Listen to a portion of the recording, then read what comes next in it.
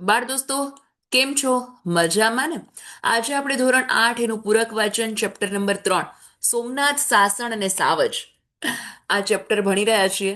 અને હજી સુધી જો તમે આ ચેનલને લાઈક, શેર અને સબસ્ક્રાઇબ ના કરી હોય તો કરી લેજો, જેથી કરીને આવનાર તમામ વિડીયોઝ જે છે એની માહિતી તમને મળતી રહેશે. સોમનાથ, સાસણ અને સાવજ, મને એવું લાગે કે હું મારા રૂટ્સ જે છે એનું ચેપ્ટર ભણાવી રહી છું, બિકોઝ કહેવાય ને કે મારું બાળપણથી લઈને મતલબ સોમનાથ છે, રાઈટ? તો એ વસ્તુ. અને અહીંયા આ ચેપ્ટર જે છે એ પણ એક મજા આવશે, નિબંધ જે છે એ ટાઈપનું, અને જેથી કરીને આપણને ત્યાં જવાની ઈચ્છા થાય, રાઈટ? સોમનાથ જે છે, સાસણ લઈ લો કે પછી રાઈટ, એવી રીતે અહીંયા ચેપ્ટર છે. અનેરી અને આરવના આનંદનો આજે પાર ન હતો. એટલે આનંદનો પાર ન હતો એટલે એ લોકો બહુ ખુશ હતા એકદમ. કેટલાય સમયથી જેની ઇંતજારી હતી, મતલબ જેની રાહ જોવાતી હતી, એ ગીરનો પ્રવાસ જે છે એ આજે ગોઠવાયેલો હતો. પોતાની જ ગાડીમાં એઓ નીકળ્યા. અમદાવાદની ખુશનુમા સવાર હતી. અમદાવાદમાં તો હા, એકદમ સરસ ખુશનુમા કહી શકાય ને એવી સવાર હતી. ગાડી ગતિમાં હતી અને અનેરી આરવની કલ્પનાઓ પણ દોડી રહી હતી. એ લોકો ગાડી તો ચાલતી જ હતી, પણ એના દિમાગમાં હતું આમ કરશું ને તેમ કરશું ને આ જોશું તે જોશું, એવું હોય ને આપણને બધાને પણ. અરે, મને તો સપનામાં જ સિંહ દેખાયો હતો, અનેરીએ કહ્યું. અને મારા કાનમાં તો દરિયો જ ઘૂઘવાતો હતો, આરવે કહ્યું. દાદાને તો આરવની આંખોમાં દરિયો ઉછળતો હોય એવું લાગ્યું. તેમણે કહ્યું, આ વખતે દિલ્હી જઈશું ત્યારે ગીરની વાતો મિત્રને કહેવાની તક મળશે. કેમ? એ કે આ વખતે આ જો આ જે ચિત્ર જે છે આ સોમનાથ મંદિરનું છે. હા, હવે તમે આજે મતલબ મસ્ત થઈ ગયું છે. તમે કદાચ હમણાં જ હાલ સોમનાથ ગયા હોય તો. અને હમણાં જ અચ્છા 100 વર્ષ પણ પૂરા થયા, રાઈટ? તો ત્યાં બહુ મસ્ત મજાનો કાર્યક્રમ હતો. કોઈને ખબર છે? કમેન્ટ બોક્સમાં જણાવી શકો તમે. હા દાદુ, આરવે ઉમળકાથી કહ્યું. દર વર્ષે બધા ફ્રેન્ડ્સ મને પૂછે છે કે ગુજરાતમાં રહે છે તો સિંહ જોયા છે કે નહીં. કુદરતના તત્વોનું આકર્ષણ થાય જ, એ પછી દરિયો હોય, પર્વત હોય કે પછી રણ, દાદાએ કહ્યું. અને વાતોમાં સમય ક્યાં પસાર થયો એની ખબર જ ન પડી. 3 વાગ્યા તો તેઓ સોમનાથ પહોંચી ગયા. અનેરી આરવના પપ્પા રાજેશભાઈએ ચાલકને કહ્યું, ગાડી સાગર દર્શન અતિથિ ગૃહ તરફ લઈ લો. ત્યાં આપણે બુકિંગ કરાવેલું જ છે. અતિથિ ગૃહ જે છે ને ત્યાં એવું છે કે આમ તમે વિન્ડો ખોલો ને તો તમને સામે દરિયો દેખાય એમ. અતિથિ ગૃહ જોઈ અને બધા જ ખુશ થઈ ગયા. રૂમની ગેલેરીમાંથી જ ઘૂઘવાતો દરિયો દેખાય. મેં તમને હમણાં જ કીધું, રાઈટ? નજર પહોંચે ત્યાં સુધી પાણી જ પાણી. દરિયાને કેમેરામાં કેદ કરવાનું ચાલતું હતું ત્યાં જ દાદાજી બોલ્યા, અહીં ભાલકા તીર્થ પણ નજીકમાં છે, ત્યાં જઈશું. ત્યાં શું? આખરે તો આ કૃષ્ણની ભૂમિ છે. એમણે જ્યાં દેહત્યાગ કરેલો એ જગ્યા એટલે ભાલકા તીર્થ, દાદાએ કહ્યું. એકચ્યુઅલમાં છે જ કૃષ્ણ ભગવાને મતલબ કૃષ્ણ ભગવાન એની એક આખી સ્ટોરી છે આમ તો. પણ એને ટૂંકમાં ત્યાં તીર વાગ્યું હતું અને એ જગ્યાએ કૃષ્ણ ભગવાન જે છે એ દેહત્યાગ કરેલો, અને એ ભાલકા તીર્થ જે છે એકદમ સોમનાથની નજીક જ છે. અરે હા, સિરિયલમાં જોયેલું, કૃષ્ણને પગમાં બાણ વાગેલું એ જ ને? અનેરી બોલી. હા હા, જરા નામના શિકારીનું બાણ વાગેલું, અને જરાને બહુ પસ્તાવો થયેલો. કૃષ્ણએ તેને ક્ષમા આપેલી. જેણે એને કહેવાય ને કે બાણ માર્યું અને કૃષ્ણ ભગવાન મૃત્યુ મતલબ દેહ ત્યાગ કરેલો, અને છતાંય એણે માફ કરી દીધો હતો, જરા નામના શિકારીને. એમ કેટલું એમને નથી એ લોકોના ગુણગાન ગવાતા, એમ લોકોને ઈશ્વરના. થોડી વારમાં સૌ ભાલકા તીર્થ પહોંચ્યા અને આ શાંત અને પવિત્ર જગ્યા બધાને ગમી. એ પછી ગીતા મંદિરના દર્શન કર્યા, ત્રિવેણી સંગમમાં સ્નાન કર્યું. આરવ અને અનેરી જે છે માટે નદીમાં સ્નાન કરવાનો આ પહેલો જ પ્રસંગ હતો. ત્રિવેણી સંગમ એટલે કહેવામાં આવે છે નદીઓનો સંગમ જે છે એટલે. એમને તો બહુ જ આનંદ આવ્યો. રાજેશભાઈએ એમને કહ્યું કે અહીં તો જુદી જુદી 3 નદીઓનો સંગમ થાય છે. તો કે આ 3 નદીઓ કઈ? તો કે હિરણ્ય, કપિલા અને સરસ્વતી, રાજેશભાઈએ કહ્યું. એ પછી સૌ સોમનાથ પાછા ફર્યા. સોમનાથ દાદાની સાંજની આરતીનો લાભ લીધો અને બીજે દિવસે સવારે 1 કલાકની મુસાફરી કરી અને સાસણ નજીક આવી ગયા. અહીંના ભોજદે ગામમાં એક રિસોર્ટમાં રોકાયા. ભોજદે ગામમાં સુંદર મજાનું આંબાવાડિયું હતું, નાના નાના તંબુમાં રહેવાનું હતું. પાસે જ એક ઝરણું, આહા હા હા, એમ થાય છે કે આપણે ત્યાં જતા રહીએ, હે ને? તો પાસે જ એક નાનું ઝરણું કલકલ નાદે વહેતું હતું. થોડોક વિશ્રામ કર્યો અને એટલામાં તો જે છે એ શંકરદાનભાઈ આવ્યા. ગીર દર્શન, સિંહ દર્શન એ શંકરદાનભાઈ કરાવવાના હતા.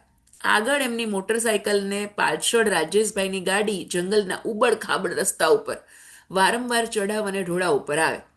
8-10 કિલોમીટર કાપતા એકાદ કલાક વીતી ગયો. એક જગ્યાએ શંકરદાન મોટરસાયકલ ઊભી રાખીને બોલ્યા, આપણું ઘર હાલ્યા આવો. રમેશભાઈ અને પરિવારજનો ઉતર્યા. એ મહેમાન આય ઢોલી આવી જાઓ. અનેરી અને આરવને જટ ના સમજાયું. કાઠિયાવાડી બોલ્યા એકદમ. હા, દાદાએ સ્મિત કરીને કહ્યું, ઢોલિયો એટલે ખાટલો ભાઈ. ઓસરીમાં જ 3 ખાટલા ઉપર ગોદડા પાથરેલા હતા. બધા ખાટલામાં નિરાંતે બેઠા.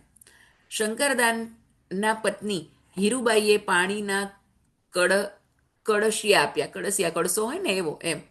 દાદા અને પપ્પા પાણી પીતા હતા એ રીત જોઈ અને છોકરાઓએ પણ કળશિયાથી પાણી પીધું. દાદાએ બંને બાળકોને પૂછ્યું, આ ચિત્રો જોયા? આ અહીંની કળા છે. અનેરી અને આરવને ચિત્રો ગમ્યા. અનેરીએ કહ્યું, આ લોકોના કપડાં પણ આર્ટિસ્ટિક છે. દાદા, આ પ્રદેશના ભરતકામની વાતો ચાલતી હતી ત્યાં જ વાડામાં ગાય ભેંસ લઈને વિક્રમભાઈ આવી ગયા. વિક્રમભાઈ અને હીરાબાઈએ ગાય ભેંસ દોવાનું કામ પૂરું કર્યું અને પછી મહેમાનોને તાસડામાં ફીણવાળું શેઢકડું દૂધ જે છે એ ધરવામાં આવ્યું. આ હા, મસ્ત મજાનું. હા, દાદાજીએ કહ્યું, અમૃત જેવું દૂધ છે હો ભાઈ. ઓકે, બરાબર એ જ વખતે દુહાછંદનું ગાન સંભળાયું. જંગલમાં વળી આટલું સરસ કોણ ગાય છે? રાજેશભાઈએ અચરજથી પૂછ્યું. એટલે નવાઈ લાગી કે ભાઈ આટલું સરસ કોણ ગાય છે. સમજાય છે ને? અહીંયા બહુ હું એક્સપ્લેન એટલે નથી કરતી કે લાઈક આ ફ્લોમાં જાય છે. પેલા સોમનાથ ગયા, સોમનાથ, પછી ભાલકા, ગીતા મંદિર, હે ને, ગીતા મંદિરમાં ત્રિવેણી સંગમમાં સ્નાન કર્યું, ફરી સોમનાથ આવ્યા, આરતી કરી, પછી ક્યાં સાસણ જવા માટે નીકળ્યા અને સાસણ જે એના ઘરે ગયા, એકદમ તમે સમજી શકો કે સરસ મજાના ત્યાં ગાય ભેંસ બાંધેલા હતા, એનું કઢિયેલ દૂધ પીતા હતા. ઓસરી મતલબ કહેવાય ને કે ઘરની બહારનો જે ભાગ છે એમાં સરસ મજાના ખાટલા એટલે ઢોળિયા ઢાળેલા હતા, એમાં બધા આરામ કરતા હતા. અને એ વખતે દુહા ચંદ્ર જે છે એ ગાન સંભળાયું. ક્લિયર ને અહીંયા સુધીનું? યસ. જંગલમાં વળી આટલું સરસ કોણ ગાય છે? રાજેશભાઈએ અચરજથી પૂછ્યું. એટલે નવાઈથી વિક્રમભાઈ હસીને કહી, અમારે ત્યાં તો હંધાય હારું ગાય દાદા, એટલે બધાએ સારું જ ગાય છે એમ. આવું બધું. શંકરભાઈ કહે, લ્યો તમે કહો તો અમે ગાઈએ. દાદા કહે, હા કરો જમાવટ. એને રાસ એની. અનેરી અને આરવ તો એક પછી એક આ અચરજ આનંદ આપતા હતા. શંકરદાન અને વિક્રમભાઈએ સામસામે દુહાચંદની રમઝટ બોલાવી. બધા સાંભળવામાં મગ્ન હતા. ત્યાં તો પાસેના ઝાડ પર વાંદરા કૂદાકૂદ કરી રહ્યા. બંને ગાયકો ગાવાનું અટકાવીને ઊભા થયા. આ જોઈ મહેમાનો ચોંકી ગયા. ઠીક એ જ સમયે ગાય ભેંસો ભાંભરવા માંડી અને હીરાબાઈએ કહ્યું, શાંતિથી બેસો બાપ, ગભરાવમાં. એ કોઈક જનાવર આપા આવતું હશે. કે કોઈ જનાવર જે છે એ આ સાઈડ, આપા એટલે મતલબ આ સાઈડ, એમ આ બાજુ આવતું હશે. ત્યાં તો શંકરદાને કહ્યું, હાવજ લાગે છે. સિંહ? હાવજ એટલે સિંહ. અને અરે એ સિંહણના 2 બચ્ચા પણ છે સાથે. તો સિંહ એકલી ને સિંહણ, મતલબ એની સાથે 2 બચ્ચા બી. મહેમાનો કાલે દર્શન કરવા જવાના હતા. સિંહ આજે જ મહેમાનોના દર્શને આવી ગયો. વિક્રમભાઈ હસીને બોલ્યા. મહેમાનો તો ઢોલીએ ચડી અને સિંહ પરિવારને જોવા લાગ્યા. વાંદરા હતા એ સારું થયું, નહીં તો કોઈને ખબર જ ન પડત હો ને, ચેતનાબેનને કહ્યું. હા હો બેન, જંગલમાં ઢોર ચરતા હોય ત્યારે વાંદરા જ ગાય ભેંસોને ચેતવી દે. ઝાડ પરથી એમને દૂર દૂર સુધીનું ઘણું બધું દેખાય એમ. હીરાબાઈએ કહ્યું. જો અહીંયા સિંહ અને તેનો પરિવાર દેખાડ્યો છે ચિત્રમાં, હે ને? પણ સિંહ વાડામાં આવી જાય તો આપણને ફાડી જ ખાય ને. ચેતનાબેનના અવાજમાં ગભરાટ હતો, બીક હતું કે ભાઈ સિંહ આવી રીતે આવી જાય તો. દિવસે તો લગભગ ના આવે, રાતના કોઈ વાર આવી જાય. આવડા આ ગીરના હાવજ છે બેન, માણસને ન વતાવે. ક્યારેક ગાયનું વાછરડું ઉપાડી જાય.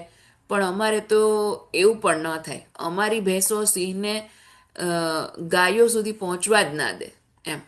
રિયલી? અનેરીનો અવાજ જરા મોટો થઈ ગયો. હા, એટલે જ તો અમે અંદરના ભાગમાં ગાયો અને બહારના ભાગમાં ભેંસો રાખીએ છીએ. એટલે કંઈક હોય તો પણ ભેંસ હોય એમ. અરે વાહ, ગ્રેટ આઈડિયા, આરો બોલ્યો. સિંહ પરિવારને જોયાનો રોમાંચ એને હજુ હતો. મતલબ ઓફકોર્સ આખા સિંહ પરિવારને જોયો એટલે સિંહણ એના 2 બચ્ચા. એ હલો હાલો હવે વાળું કરીએ. એટલે રાતનું જમવાનું હોય ને વાળું કરીએ એમ. એકદમ દેશી કાઠિયાવાડી ભાષા કહી શકાય એમ. એવી રીતે શંકરદાને કહ્યું. બધા વાળું કરવા બેઠા. સાવજની ને ગીરની વાતો કરતા સૌ નિરાંતે જમ્યા. આરવે તો શંકરદાનો ઇન્ટરવ્યૂ લેતો હોય એમ ગીર વિશે નાની નાની વાતો પૂછી લીધી. સવારે વહેલા જવાનું હતું એટલે બધા જલ્દીથી સૂઈ ગયા. વહેલી સવારે સૌ જંગલ સફારી માટે નીકળ્યા. આમ તો જંગલ સફારીમાં સિંહ જોવા જઈએ ને તો સિંહે જ સાક્ષાત દર્શન આપી દીધા હતા, હે ને. સાસણ પહોંચી અને કાઉન્ટર ઉપર બધાએ ઓળખપત્ર જમા કરાવ્યા. નિયત ફી ભરી અને થોડી વારમાં જ એક ગાડી આવી. એમાં ડ્રાઈવર સાથે એક ગાઈડ પણ હતો. 6 જણનો પરિવાર ગાડીમાં ગોઠવાયો. ગાઈડ જે છે એ મગદુમભાઈ એ કહ્યું, ગીરમાં આપનું સ્વાગત છે. અહીંના કેટલાક નિયમો જણાવી દઉં. મોટા અવાજે બોલવાનું નથી, જંગલમાં ક્યાંય પ્લાસ્ટિક ફેંકવાનું નથી, એટલે નીતિ નિયમો તો હોય જ ને, અને હોવા જ જોઈએ, રાઈટ. સૌએ માથું હલાવી અને તેમની વાત સ્વીકારી. રાજેશભાઈએ મગદુમભાઈને આફ્રિકાના હોય એવું લાગ્યું એટલે એમણે પૂછી જ લીધું, આપ ક્યાંના છો મગદુમભાઈ? અમારા પૂર્વજો વર્ષો પૂર્વે આફ્રિકાથી અહીં આવીને વસ્યા હતા. અમે સીધી છીએ, પણ હવે તો આ જ ભૂમિ અમારું વતન. અનેરી અને આરવને જુદા જુદા પ્રાણી પક્ષીઓ જોવામાં અનેરો આનંદ આવતો હતો. અનેરી એની નોટમાં પણ નોંધ કરતી હતી કે આ બધું આપણે આમ જતા હોય ને એવું લાગે છે ને. આ છે કમલેશ્વર ડેમ. મગદુમભાઈએ કહ્યું. બધા થોડી વાર ડેમ આગળ રોકાયા, ફોટોગ્રાફી કરી, વળી પાછી આગળ ગાડી વધી. વળી થોડાક આગળ ગયા તો 4-5 ગાડીઓ ઊભેલી. મગદુમભાઈ કહે, આગળ સિંહ હશે એટલે લોકો જોવા રોકાયા હશે. એમની વાત સાચી હતી. મુખ્ય રસ્તા નજીક સિંહ અને સિંહણ બેઠા હતા. ઊભી રહેલી ગાડીઓ પાસે પહોંચ્યા તો મુખ્ય રસ્તાની સાવ નજીક જ સિંહ અને સિંહણ બેઠા હતા, એકદમ રસ્તા ઉપર જ એમ. ગઈકાલે 4 સિંહ જોયા પછી ફરીથી આટલા જ રસથી સિંહ અને સિંહણ જોવા સૌ રોકાયા. સિંહ અને સિંહણ ઊભા થઈ અને જંગલને અંદરના ભાગે ચાલવા માંડ્યા. એ દેખાતા બંધ થયા ત્યાં સુધી બધી જ ગાડીઓ ત્યાં ઊભી હતી.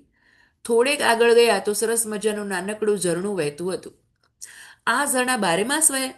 રાજેશભાઈએ મગદુમભાઈને પૂછ્યું કે આ મતલબ કહેવાય ને કે ચોમાસું છે એટલે, અથવા તો મતલબ બારેમાસ છે એમ. ઉનાળામાં નદીઓ અને ઝરણા સુકાઈ જાય એ વખતે જંગલી પશુ પક્ષીઓ પાણીને શોધવા માટે સરકારે નાના નાના જળકુંડ બનાવ્યા છે. ફોરેસ્ટ વિભાગના લોકો આ જંગલના અંતરિયાળ વિસ્તારના ટેન્કર દ્વારા પાણી પહોંચાડે. આર્ટિફિશિયલ કહેવાય ને કે એવા બનાવેલા હોય જેથી કરીને આપણે કેમ ગણપતિ વિસર્જન વખતે અમદાવાદમાં અનેક અનેક વિસ્તારોમાં આવા આર્ટિફિશિયલ પોન્ડ મતલબ તળાવની રચના કરેલી હોય જેથી કરી અને બીજું બધું ન ઓલું થાય એમ, અને લોકો આરામથી ગણપતિ વિસર્જન કે એવું કરી શકે. એમ અહીંયા પણ જે છે એ પ્રાણીઓને અને પશુઓને જો પાણી ન મળે, સુકાઈ ગયેલું એ નેચરલ જે સોર્સ છે એ તો અંદર આવે, મતલબ જ્યાં ગામમાં લોકો હોય એ સાઈડ, એટલે એ લોકો અહીંયા પાણી પહોંચાડે એમ ટેન્કર દ્વારા. થોડેક આગળ ગયા તો ભયંકર અવાજ સંભળાયો. પ્રવાસીઓ ડરી ગયા, પણ તરત જ ગાઈડે કહ્યું કે સિંહની ત્રાડ છે. 2 સાવજ એટલે કે 2 સિંહ જે છે એ સામસામા ઘુરકતા હોય એવું લાગે છે. મગદુમભાઈએ વધુ માહિતી આપતા જણાવ્યું કે ઘાયલ કે બીમાર પ્રાણીઓની સારવાર માટે અદ્યતન સુવિધાવાળા રિહેબિલિટેશન સેન્ટર હોય છે. જંગલ સફારી દરમિયાન મગદુમભાઈ પાસે સિંહ વિશે અને ગીરમાં રહેતા લોકો વિશે ઘણી માહિતી જાણવા મળી. સિંહ અને ગીર વિશે જાણવું હોય તો બહુ ધ્રુવ કાકાએ લખેલી છે બહુ સરસ મજાની અક્કુપાર. તમે તો હજી 8માં છો, પણ રિયલમાં જો તમને વાંચવાનો શોખ હોય ને ગમતું હોય તો વાંચજો. આખું આમ તમે જાણે ગીરમાં વસી ગયા હોય ને એવી ફિલિંગ આવશે. ઓકે, તો ગીરમાં રહેતા લોકો અને સિંહ જે છે એ એકમેકને નડિયા વગર રહે છે એ પણ સમજાયું. અને જંગલ સફારી પૂરી કરી પછી સૌ પાછા ઉતારે આવ્યા. નાહી ધોઈ ફ્રેશ થઈ અને પાછા દહીં, થેપલા, ભાખરી નાસ્તો કર્યો અને મનમાં દરિયાનો ઘૂઘવાટ અને એ પછી સિંહની ડણક, આહાહા, ડણક એટલે ગર્જના સિંહની, એ સંઘરી અને સૌ અમદાવાદ આવવા નીકળ્યા. તો અહીંયા જે છે સરસ મજાનું ચેપ્ટર, આપણને એમ લાગે કે આપણે સોમનાથ દાદાના દર્શન કરી આવ્યા અને સિંહ જોઈને આવી ગયા એવી ફિલિંગ આવે, રાઈટ. તો બસ આ પાઠમાં બીજું કંઈ છે નહીં. આપણે મળશું નેક્સ્ટ વિડીયોમાં નેક્સ્ટ ચેપ્ટર સાથે. ત્યાં સુધી આવજો.